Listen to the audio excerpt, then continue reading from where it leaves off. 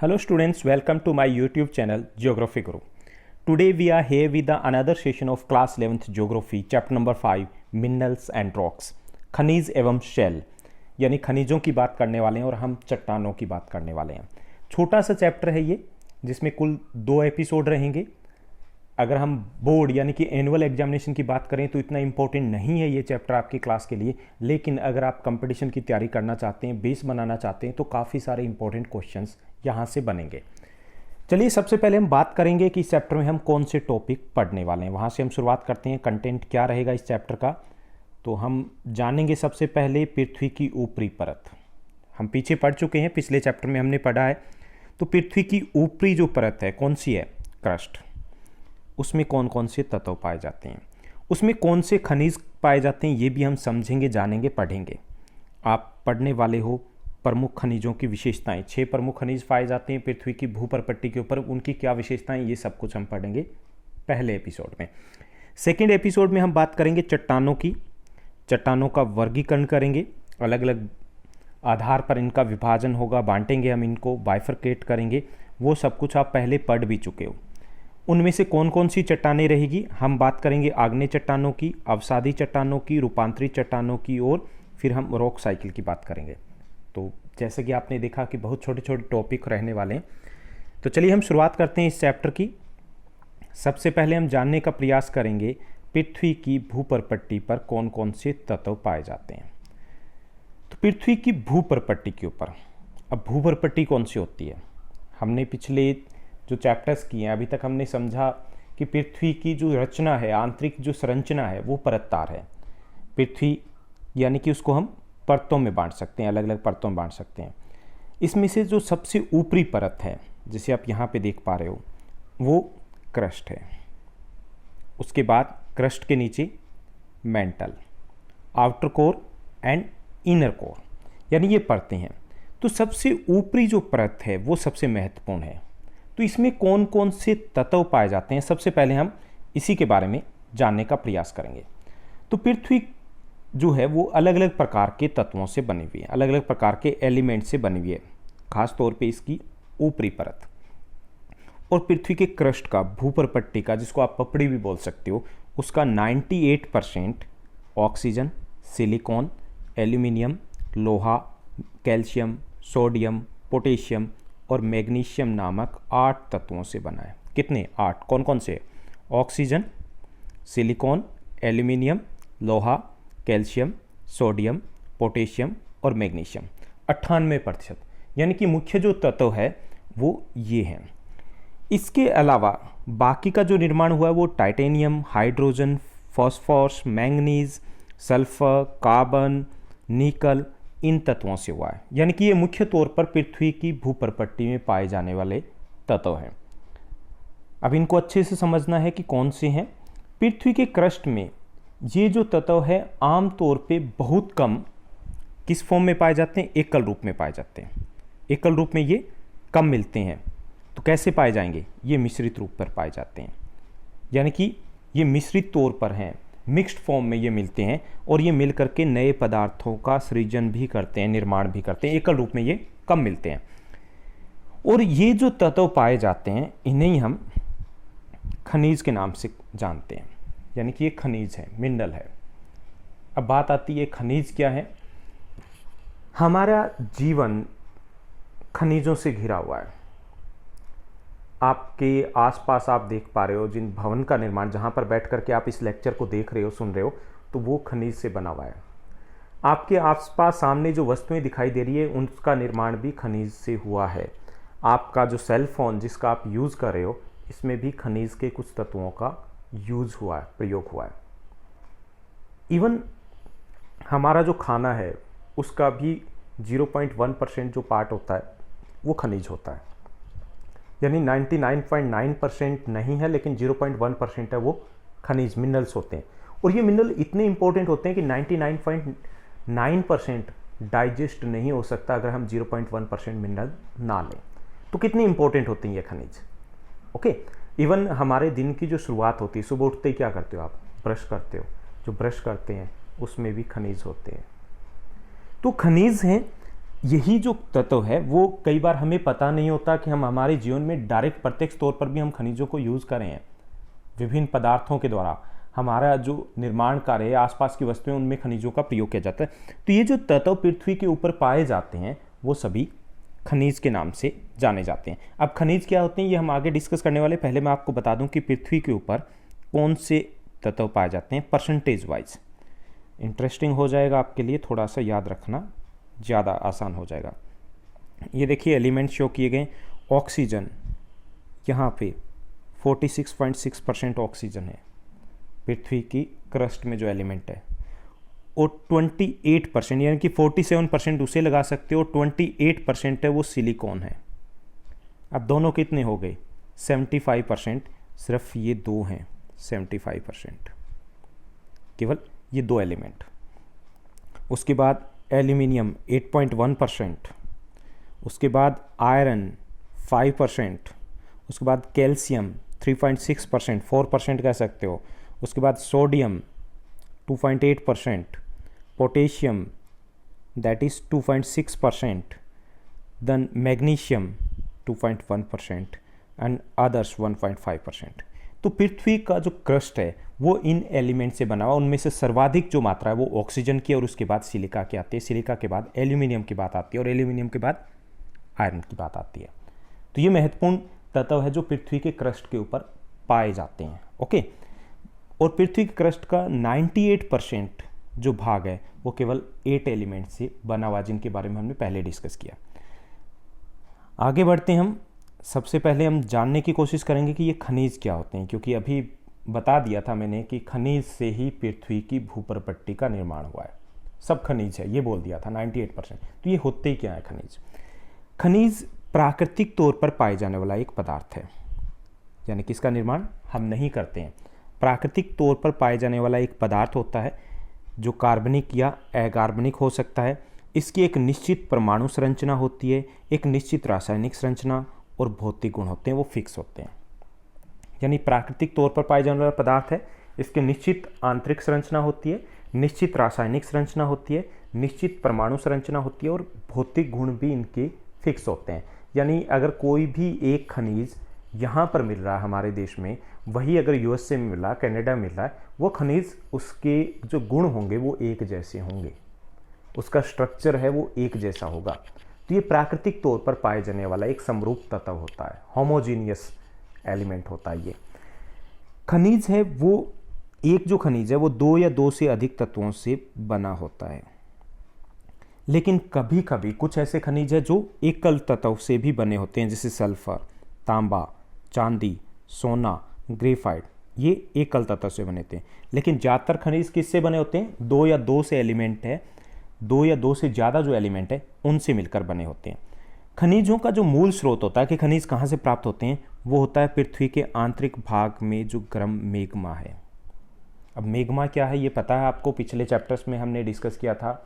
ज्वालामुखी विस्फोट होता है, जो तरल पदार्थ बाहर की तरफ निकलता है वो अंदर रहता है तो वो मैग्मा है, जब वो बाहर आ जाता है धरातल के ऊपर तो वो लावा कहलाता है एक ही चीज़। तो मैग्मा जो है वो इन सभी खनिजों का मूल स्रोत है, जहाँ से हमें ये खनिज प्राप्त होते हैं। जब मैग्मा ठंडा हो जाता है तो हमें खनिजों के क्रिस्टल्स दिखाई देते हैं, और चट्टानों से बनाने के लिए ये जमना शुरू कर देते हैं, तो एक व्यवस्थित श्रृंखला बन जाती है, उसी से ये चट्टानें बनती है, और चट्टानों में खनिज होते हैं। जिन खनिजों में धातुएं होती हैं उनको हम धात्विक खनिज कहते हैं। जैसे हम हेमेटाइट है यानी कि लोहा है, धात्विक खनिज है, या हम चांदी की बात करें, सोने की बात करें, धात्विक खनिज है। धात्विक खनिज है वो क्योंकि लाभदायक अधिक हैं, अधिक कीमती होते हैं आमतौर पे, इसलिए उनका खनन है ज़्यादा महत्वपूर्ण होता है। ये कभी भी शुद्ध रूप में नहीं पाए जाते, ये एस के तौर पर पाए जाते हैं, इनके साथ अशुद्धियाँ मिली होती। तो एस क्या होता है, यानी जब खनिज मिलेगा तो कई बार हम कल्पना करते हैं, सोचते हैं कि सोना मिल रहा है पोलार की खान से, तो हम सोचते हैं कि वहाँ सोना मिल रहा होगा, ऐसे जा रहे होंगे और ऐसे हाथों से उठाया और ले आए, ऐसा नहीं होता। वो एस के तौर पर, अशुद्धियों के तौर पर पाया जाता है। कुल खनिजों की बात करें तो 2000 से अधिक खनिजों की अभी तक पहचान हो चुकी है। कितने खनिजों की? 2000 से अधिक खनिजों की पहचान हो चुकी है अभी तक, लेकिन इनमें से कुछ ही खनिज है वो अधिक महत्वपूर्ण है, यानी कि सभी खनिज है वो महत्वपूर्ण नहीं है। तो कितने खनिजों की पहचान हुई है? 2000 खनिजों की पहचान हो चुकी है, जिनमें से कुछ खनिज है वो महत्वपूर्ण है जो उपयोग में लाए जाते हैं। इनमें से 6 खनिज है वो प्रचुर मात्रा में मिलते हैं और अधिकतम योगदान जो आर्थिक विकास में या फिर चट्टानों के निर्माण में है वो इन्हीं 6 खनिजों का है। हम खनिजों का वर्गीकरण की बात कर लेते हैं। यहाँ पे मैंने धात्विक खनिज बोल करके छोड़ दिया था, इसके बारे में आप 10th क्लास में पढ़ चुके हो। खनिज उसको हम मुख्य तौर पर 3 भागों में बांट सकते हैं। पहला धात्विक खनिज, दूसरा अधात्विक खनिज, तीसरा ऊर्जा खनिज। ओके, 3 भागों में बांटेंगे, धात्विक, अधात्विक और ऊर्जा खनिज। धात्विक खनिज है वो आगे 2 और भागों में बंटा होता है। धात्विक खनिज है वो आगे 3 और भागों में बंटा होता है। ये है लो खनिज यानी कि फेरस, नॉन फेरस, अलो खनिज और प्रीसियस बहुमूल्य खनिज। यानी मेटलिक जो मिनरल्स हैं, धात्विक खनिज है वो 3 और भागों में बंटा है, लो, अलो और बहुमूल्य खनिज। लो खनिज जिनमें लोहे का अंश होता है, जैसे लोहा, कोबाल्ट, निकल, ये लो खनिज है। एलो खनिज जिनमें लोहे का अंश नहीं होता है लेकिन धातु होती है, जैसे तांबा है, शीशा है या टिन है, बॉक्साइड है, ये अधात्विक खनिज है। यानी अधात्विक खनिज नहीं, यहाँ पे एलो खनिज है। उसके बाद तीसरा जो महत्वपूर्ण आता है वो है बहुमूल्य खनिज। बहुमूल्य खनिज जैसे आपको पता ही है जिनकी कीमत अधिक होती है, जैसे सिल्वर, गोल्ड इत्यादि, सोना है, चांदी है, प्लेटिनम है, वो बहुमूल्य खनिज है। उसके बाद यहाँ पर आता है दूसरा, वो है अधात्विक खनिज। यानी धात्विक, अधात्विक और बहुमूल्य 3 भाग है ये। तो अधात्विक खनिज जिनमें धातु का अंश नहीं होता, खनिज जरूर है लेकिन धातु नहीं है, जैसे माइका, अभ्रक, पोटाश, सल्फर, नमक, ये अधात्विक खनिज है। और तीसरा एनर्जी खनिज, ऊर्जा संसाधन जिनसे हमें ऊर्जा खनिज जिनसे हमें ऊर्जा प्राप्त होती है, जैसे कोयला है, फॉसिल फ्यूल्स जैसे पेट्रोलियम इत्यादि है। तो क्लियर आपने क्योंकि पहले भी किया है तो दोबारा से थोड़ा सा मैं फास्टली रिकैप्चुलेट करवा दूँ ये कि खनिज है उनको 3 भागों में बांट सकते हैं, मेटलिक, नॉन मेटलिक, एनर्जी, यानी कि धात्विक, अधात्विक और ऊर्जा खनिज। धात्विक खनिज है उसके 3 और आगे भाग होते हैं, लो, अलो और बहुमूल्य। और जो धात्विक खनिज में धातु होती है, अधात्विक खनिज में धातु नहीं होती। बहुमूल्य जो खनिज होते हैं वो कीमती होते हैं और जो ऊर्जा खनिज होते हैं उनसे हमें ऊर्जा प्राप्त होती है। तो ये क्लासिफिकेशन है। जो बच्चे 11th के लिए इस वीडियो को देख रहे हैं तो इसका डायग्राम जरूर बनाएंगे। अब हम आगे बात करेंगे कि 6 महत्वपूर्ण खनिज, जैसे हमने पीछे बात की कि 2000 से अधिक खनिजों की पहचान की जा चुकी है लेकिन 6 खनिज है वो अधिक महत्वपूर्ण हैं। वो 6 खनिज अधिक महत्वपूर्ण कौन से हैं? उनमें feldspar, quartz, pyroxene, amphibole, mica, olivine, ये 6 खनिज है जो बहुतायत पाए जाते हैं पृथ्वी की भूपर पट्टी पर। बहुतायत नहीं, बहुत ज़्यादा। कितनी मात्रा में पाए जाते हैं, क्या गुण है इनके, एक एक करके इनको देखते हैं। सबसे पहले फेल्सपर की हम बात करेंगे। फेल्सपर है वो सिलिकॉन और ऑक्सीजन, सभी प्रकार के फेल्सपर होते हैं उनके प्रमुख तत्व होते हैं। यानी कि जो फेल्सपर होता है उसमें सिलिकॉन और ऑक्सीजन होता है। इसके साथ साथ सोडियम, पोटेशियम, कैल्शियम, एल्यूमिनियम, ये भी फेल्सपर में पाए जाते हैं। यानी कि जो फेल्सपर है उसमें काफ़ी सारे तत्व मिले होते हैं। पृथ्वी की पपड़ी, भूपर पट्टी, क्रस्ट का आधा भाग 50% फेल्सपर, और यानी कि फेल्सपर जिसको हम प्लागियोक्लेज कहेंगे उससे बना है। यानी कि इसमें 2 तत्व है, आधे भाग में से 39% तो प्लागियोक्लेज और दूसरा शार फेल्सपर 12%। यानी कि दोनों को अगर मिला लें तो 51%। आप सिंपल लिख सकते हो, इतना डीपली जाने की जरूरत नहीं है। पृथ्वी की परपट्टी का आधा भाग फेल्सपर से बना हुआ है, बहुत इंपॉर्टेंट है ये जो फेल्सपर होता है इसका अगर रंग की बात की जाए तो ये लगभग गुलाबी से हल्के क्रीम रंग का होता है ये। और यह आमतौर पर इसका जैसे चीनी मिट्टी की चीज़ें हैं या कांच बनाने में उपयोग किया जाता है। रंग गुलाबी रंग हो सकता है या हल्के क्रीम के रंग का हो सकता है। तो ये था फेल्सपर, सबसे महत्वपूर्ण। कैसे? मात्रा के आधार पर 51%। क्या पाया जाता है उसमें? सिलिका और ऑक्सीजन प्रमुख तत्व होते हैं। उसके बाद हम क्वार्ट्ज की बात करेंगे। यह रेत और ग्रेनाइट के सबसे महत्वपूर्ण घटकों में से एक है, जिसे हमें रेत और ग्रेनाइट दोनों प्राप्त होते हैं। इसमें सिलिका होती है और ये पानी में लगभग अघुलनशील होता है। यह आमतौर पर सफ़ेद या फिर रंगहीन होता है, कोई रंग नहीं होता इसका। इसका उपयोग रेडियो, राडार इत्यादि के निर्माण में किया जाता है। तो ये भी एक महत्वपूर्ण खनिज है, क्वार्ट्ज। उसके बाद तीसरा जो बहुतायत पाए जाने वाला खनिज है वो है पायरोक्सिन। पायरोक्सिन है, उसमें मुख्य तौर पर कैल्शियम, एल्यूमिनियम, मैग्नीशियम, लोहा, सिलिकॉन इत्यादि इसमें मिले होते हैं, ये तत्व इसमें होते हैं। और पृथ्वी की भूपर्पट्टी का 10% जो भाग है वो पायरोक्सिन है। तो काफ़ी बड़ा हिस्सा है इसका। आमतौर पे उल्का पिंड है, उनमें भी ये पायरोक्सिन होता है। इसका रंग हरा या काला होता है। उसके बाद नेक्स्ट है हमारा फोर्थ जो महत्वपूर्ण खनिज जो तत्व पाया जाता है, खनिज है, वो है एम्फीबॉल। इसमें एल्यूमिनियम, कैल्शियम, सिलिकॉन, लोहा, मैग्नीशियम ये मिले होते हैं एम्फीबॉल में। ये 7% जो भूपर्पट्टी का हिस्सा इन्हीं से बना होता है। ये काले या हरे रंग के होते हैं। इनका उपयोग अभ्रक उद्योग जो माइका इंडस्ट्री है उसमें इसका उपयोग किया जाता है। हॉर्नब्लेंड एम्फीबॉल का ही एक दूसरा रूप होता है। उसके बाद आता है माइका, अभ्रक माइका, जिसके उत्पादन में हम पूरे विश्व में पहले स्थान पर हैं।